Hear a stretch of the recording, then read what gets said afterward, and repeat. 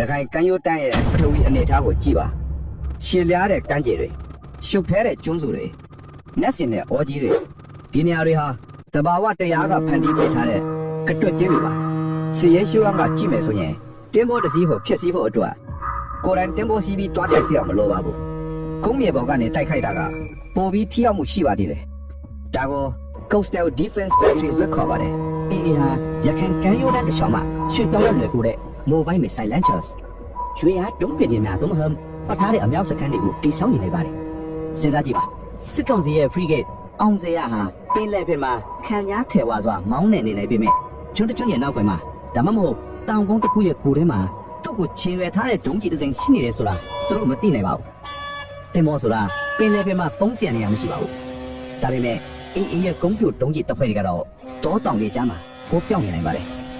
်ဒါဟာရေတဲ့ချင်းရှင်တိုက်တာမဟုတ်ပါဘူးဒါဟာစနိုက်ပါတယောက်ကဝင်းပြင်တဲ့ကလူကိုချုံးပစ်လို့မျိုးတစ်ဖက်သားအသာစီရတဲ့အနေထားဖြစ်ပါတယ်ဒီနေရာမှာအားလုံးသိကြကြမယ့်နေခွန်းကအေးမှာဘလို့ဒုံးကြီးတွေရှိနေနိုင်တယ်လဲဆိုတာပါပဲဒါဟာစစ်ကောင်စီရဲ့ဦးစီးချုပ်ကိုယ်တိုင်ခေါင်းကိုက်နေရတဲ့ပဟိတိတစ်ခုပါဖြစ်နိုင်ခြေသုံးမှုရှိပါတယ်ပထမတစ်ချက်ကတော့ CH02 လိုမျိုးတရုတ်လုံးတင်ရောက်တဲ့ဒုံးကြီးတွေပါဒါတွေဟာနိုင်ငံတကာမှောင်ခိုဈေးကွက်မှာရနိုင်တယ်လို့မဟာမိတ်တွေစီကပြန်လဲရောက်ရှိလာနေပါတယ် CH02 ဒုံးကြီးတွေဟာကီလိုမီတာ100ကျော်ထိပစ်ထန်နိုင်ပြီးတင်မော်တစီကိုထိမှန်ရင်ဆိုးရွားစွာပလက်စီနေနေပါတယ်အကယ်၍အေးလက်ထက်မှာဒီလိုလက်နက်မျိုး3စင်း4စင်းလောက်ရှိနေပြီဆိုရင်တောင်စစ်ကောင်စီရေးတဲ့တစ်ခုလုံးရခိုင်ကမ်းရိုးတန်းကဲ့ရတော့မှာမဟုတ်ပါဘူးဒုတိယတစ်ချမ်းတော့ modified rockets ပြုပြင်မိုးမှန်ထားတဲ့ short တိုက်တုံးတွေပါ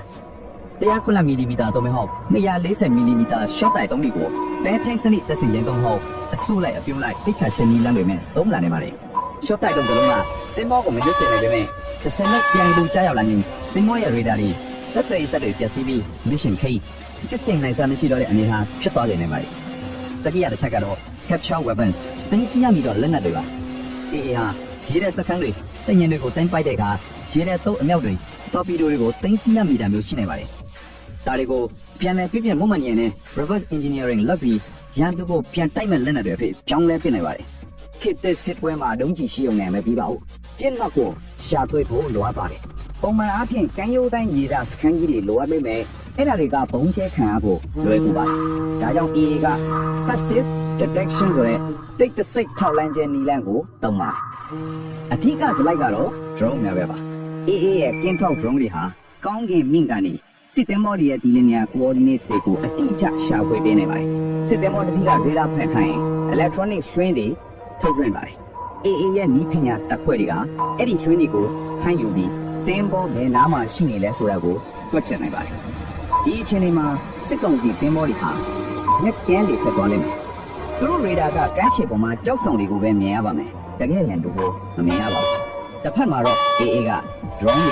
ေကမ်းခြေဆောင်တွေငါဖမ်းလို့အသွင်ယူထားတဲ့ကင်းထောက်တဲ့အသွက်စင်ရန်သူလှုပ်ရှားမှုတိုင်းကို live ကြည့်နေမှာပါ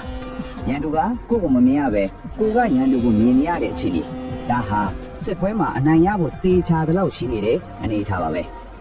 AA ရဲ့ဇီးဒနာရဲ့ view ဟာရဲ့အထွေထိကတော့ရန်သူကို kill zone နဲ့မောင်းသွင်းနေပါပဲရခိုင်ကမ်းရိုးတန်းမှာဒီလိုတေကွင်းတွေအများကြီးရှိပါတယ်ဥပမာကြောက်ဖြူရေလကြာ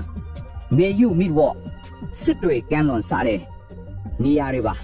ဒီနေရာတွေဟာရေချောင်းကျင်းသွားတဲ့အတွက်စစ်တင်းဘောတွေဟာလမ်းကြောင်းအတိုင်းတက်တဲ့မောင်းရပါမယ်။ကိုယ်ဝိုက်ကိုနေရာမရှိပါဘူး။အဲ့ဒီအချိန်မှာ AA ကထောင်ချောက်ကိုစတင်လိုက်မယ်။ပထမဆုံး drone လေးနဲ့အာယုံခွဲမယ်။တင်းဘောကအဲ့ဒီ drone လေးကို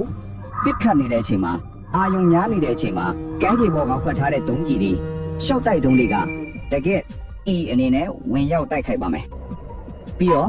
ရေအောင်မိုင်း C mines တွေတင်းဘောကဒုံးကြီးကိုရှောင်ဖို့လမ်းကြောင်းပြောင်းလိုက်တာနဲ့AA ကျူတင်ချထားတဲ့ရေအောင်မိုင်းကွင်းတွေကိုရောက်သွားနိုင်ပါတယ်။ဒါဟာ checkmate ပါပဲ။ရှေ့တိုးရင်မိုင်းတီးမယ်။နောက်ဆုံးရင်ဒုံးကြီးတီးမယ်။ဒီလိုအခြေအနေမျိုးကိုရောက်သွားတဲ့စစ်သည်မော်တစ်စီးသွား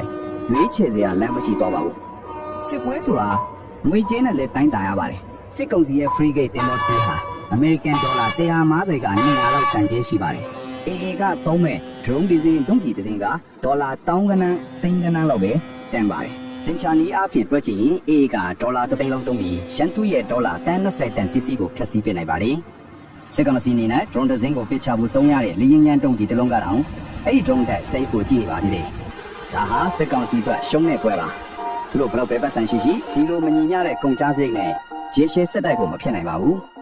အေးရညီမချက်ကတင်ပေါ်တဲ့အကုန်လုံးကိုနှမြုပ်ပစ်ဖို့မဟုတ်ပါဘူးတင်ပေါ်တစ်စီးနှစ်စီးလောက်ကိုထိထိရောက်ရောက်တိုက်ခိုက်ပြလိုက်ရင်လုံတော့ပါပြီကျန်တဲ့တင်ပေါ်တွေအကုန်လုံးကြောက်လန့်ပြီးစိတ်ကမ်းလာပဲဝတ်နေရမယ့်အခြေအနေကိုဖန်တီးလိုက်ကပါပဲဒါဟာ virtual attrition လို့ခေါ်တယ်စိတ်တိုက်ရေးရာပြုံးတီးစေခြင်းလို့ခေါ်ပါတယ်